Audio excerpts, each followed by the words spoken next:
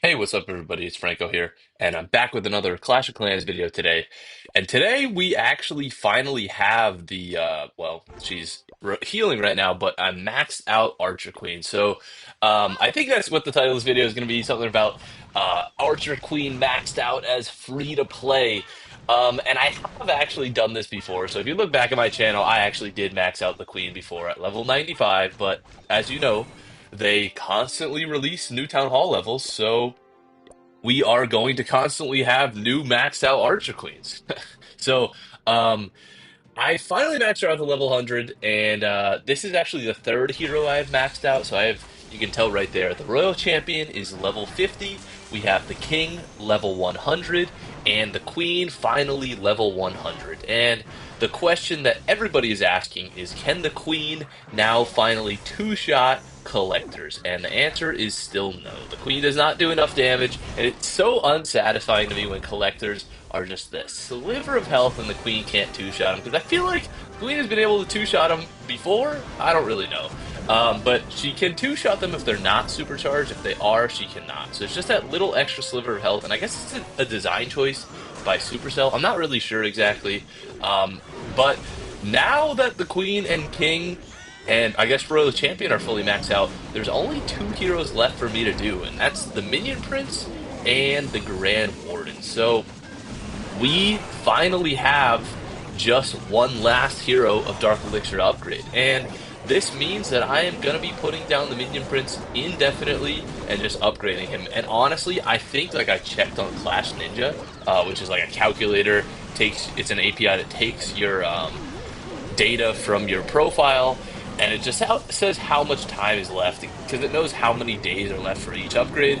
And I think it said like 2 or 3 or 4 or 5. I forget. Maybe it's like 5 months left of minion print upgrades. Now, it has to be like, sorry about that. It has to be like 4 or something. But he's gonna be down for a while, and honestly, pretty indefinitely. And I'm not really complaining too much because having the king and queen combo, like the queen just kind of sitting behind the king, it feels very OG. Like like how old Clash of Clans was. You'd always just have the king dive in and the queen go behind. And just like this, you really hope the queen doesn't run in front of the king because then she's probably gonna die or she stole the healers. Classic, but I think it actually works out pretty well. And not having the Minion Prince is the worst combination when you have an air army like this. But honestly, I've been getting a lot of triples pretty high up in Legend League. Well, not pretty high up in Legend League. Pretty high up in Legend League for me. I'm at like 5,500 trophies right now. And I am getting a lot of triples. And I don't use Clan Castle troops at all during Legend Leagues. During Legends League, or in Legends League, sorry. I don't use Clan Castle troops at all, just because I don't really want to waste them, and I'm just going for loot, so I don't really care that much. But this was a pretty nice triple there. So if we take a look at my pet house here, we do actually still have. So Minion Prince gets to level 90, so we still have 18. Well, when this finishes, 17 levels left, and I'm pretty sure the Warden. Honestly, I don't even know what level he goes to. I think like 75. We'll just check what Warden level he has. Yeah, so 75. So we still have 12 levels left for the Warden. That's actually quite a few. But if you see, I actually do have a book here, and I'm not going to use the book on the Minion Prince. So what I'm going to use the book on now is I'm actually going to start using my book of heroes that you get every month from the rewards here in the free to play track. I'm going to be using that on the Warden every time. So the Warden, not unlike the Minion Prince, you really can't upgrade the Warden.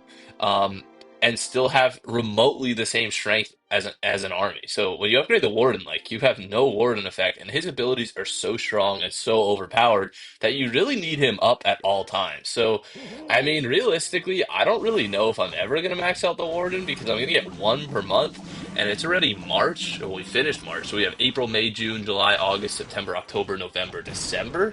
Town Hall 18 is gonna come out. That's 9 books of heroes. So he'll get to level 72 and it won't be maxed out. Unless I get another books of heroes for like an event or clan games or something. It'll be close. It'll be close. But I think for certain, I'll max out the Minion Prince. And so I'll have 4 max heroes before Town Hall 18 drops.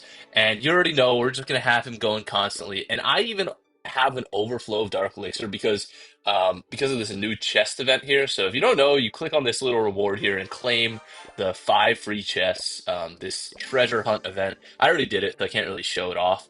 But I did get some Dark Elixir, and I really have no use for Dark Elixir at this point because the minion prince isn't that expensive, and I'm just trying to like waste it. So I might just start upgrading some.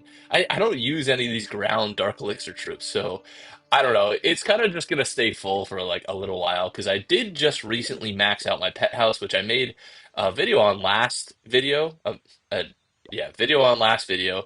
But yeah, it's looking pretty good progress wise. And I mean, if you're wondering on free to play how to progress as fast as I am, so this is my progress base, and I actually only have this amount of walls left. So I only have 46 left until they release the rest of them to upgrade because you can only upgrade a certain amount. So if I look here, if you don't know, at the highest town hall level, they don't release all the walls at once. So if I can find, yeah, there's only 44 walls left to upgrade. And if we go here and remove, that's 44 there. So we don't have too many left, honestly. I think it's only like 300-ish million. I know only, but yeah, it's still a little bit, but I just use hammers on some of the things that take a ridiculous amount of time. So 15 days, 12 hours. Like I'm not gonna sit for 16 days upgrading those things. And that was kind of honestly like my logic with the heroes. I mean, only use the books when they're maxed length. So like they'll always take 8 days once you reach a certain level. It's not really worth using it. It's just kind of worth saving it or use it on the hero that takes the longest if you're pretty low in the game's progression.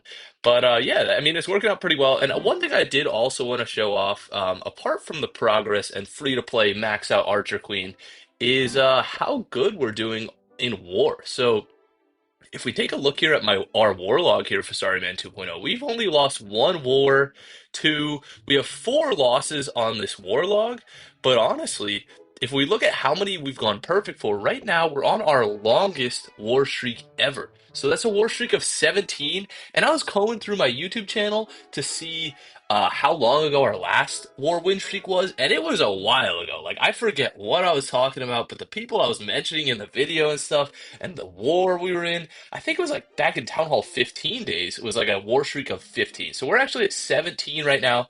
And the coolest thing is if you look here, we have gone perfect. We missed one right there with the 31 days ago. We've gone perfect every single time except for that loss. So if we would have went perfect, we wouldn't have lost there. So that's two, and then it ends right about here. Then we start not going perfect pretty consistently. But right here, right here's the cutoff. It goes one, two, three, the tie, four, five, six, seven, eight was the loss. So we have eight plus our current war streak of 17. We've gone two for 8 plus 17. We've gone 2 out of 25.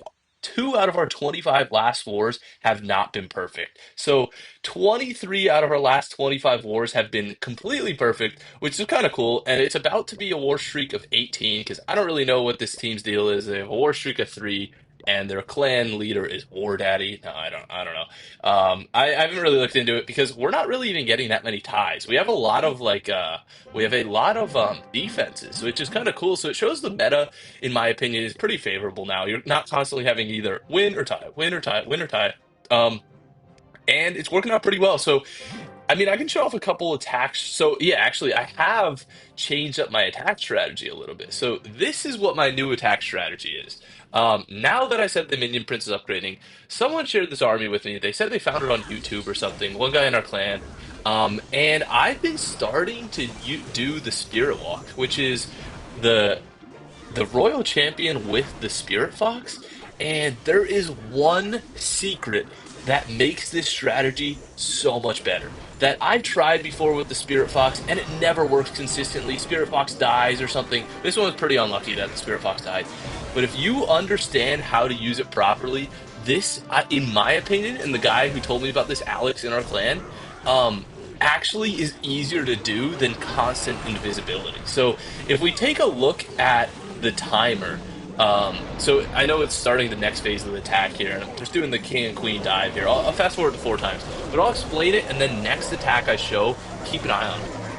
When you drop the Royal Champion, she goes in with full invisibility with the Spirit Fox. Then she's going to appear visible, and that's when you want to drop the invisibility spell. Obviously, that's how it works. But if you take a look at the timer, it will always be on a 10-second intervals. So if you take a look, when you drop the Royal Champion, it starts at 3 minutes for an attack. Um, it will always, and then revive the Royal Champion there at the end with the Rocket Spear. That's always so nice to do.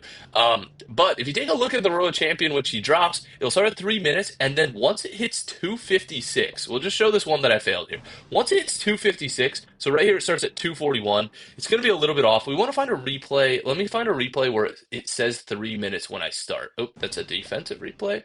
But once I find one of that, it'll be maybe a little bit clearer to explain here. So if this starts at even number here. No, okay. Let me see. Maybe this last one starts at 3 minutes. We want to find that one that's ideally a time fail, or on an even number, or on a zero. So this also was not. Let me check out this one that I just showed. This one might be good. No, it's also isn't good. I guess I'm not time failing. I kind of just end the battle. If this isn't one, all right, we'll just show this one anyway. But when I drop the Royal Champion, when is she going to drop?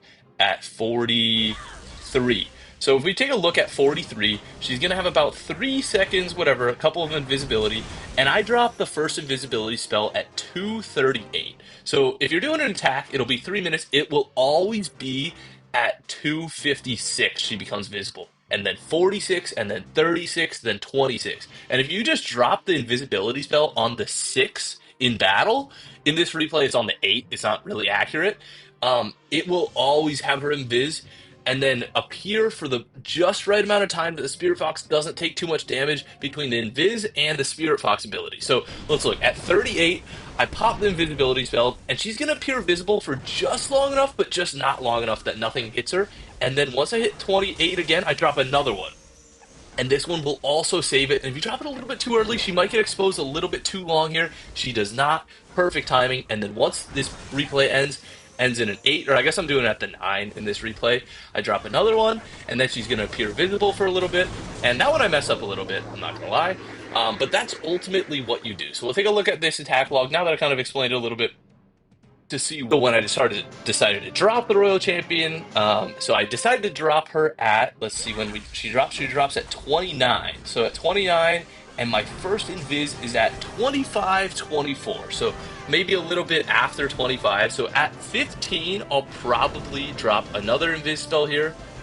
There we go, 15, that's the other invis spell. And if you just keep this rotation, it actually ends up being a little bit easier because you have that second where the Royal Champion is carrying, and then at 5, we're dropping another one, where she's walking through, and she's not necessarily needing a preemptive invisibility spell. So when you're doing constant invisibility spells, sometimes what happens is you have to time where she's going. And if you're doing this strategy, for half the time, you don't even have to preemptively invis the next tower she's going to. You can just kind of see wherever she wants to go and then go and invis. So in that regard, it actually makes it a little bit simpler, but sometimes the Spirit Fox dies, sometimes bad stuff happens. But honestly, that is one trick that makes this way easier to do. And I'm not going to lie, I think my triple rate's kind of the same because I'm now not using the minion prints. But if I was using the minion prints with this, I think my triple rate would be significantly higher. And you saw in War, I had one 3-star and one 2-star. And it kind of brings into question like what the new meta is. And it's like this Royal Champion walk, I feel like is being so killed and so optimized that so many bases are trying to counter it that if we go to let's actually watch the end of this replay. So that was a pretty good overgrowth there. Inferno Tower still standing, but ultimately it's not enough to carry through. Now, if I had that revive spell and I could revive the Royal Champion, I think there's a good shot that this would triple out because then she has a bunch of Rocket Spears. She's going to start throwing those, take out as many defenses as she can. But I did pop the Rocket Spear a little bit early. But like I was saying, if we take a look at the Warlog here, my team, or my events here, I got a 3-star there. I actually think Dragon Spam is coming back because with my second and third account, I attacked bases that I failed on with just generic Dragon Spam, and it's working pretty well. So with all these optimizations of the Royal Champion walk, I think sometimes just going back to the simple strategies might be the best thing to do. Obviously, this might be a favorable base towards this strategy just because everything's so close together, but it kind of brings into question, like, when you start using the best strategy, like this Royal Champion walk for air that I've been doing, yeah, it might work for like a week or two or a month, but eventually the strategy that didn't work anymore is going to come right back around. So that's honestly what we're seeing here with this replay, like just generic Dragon Spam, I think, or maybe it's just always strong. I don't really know. But I think that's it for the video. There is one last thing I did want to notice or mention that we are publishing clan notices. It's one of the most broken features, in my opinion, for a while. But what I did is I actually just made the required trophies 5,500. So I was like, hey, if someone's going to join, they got to be real good. Because if we look at the people in my clan, I only really want people that are really good. Like, this is a new guy that just joined and he's really good and really passionate. I'm like, that's the type of person I want. I was like, I'm tired of getting E-drag scrubs.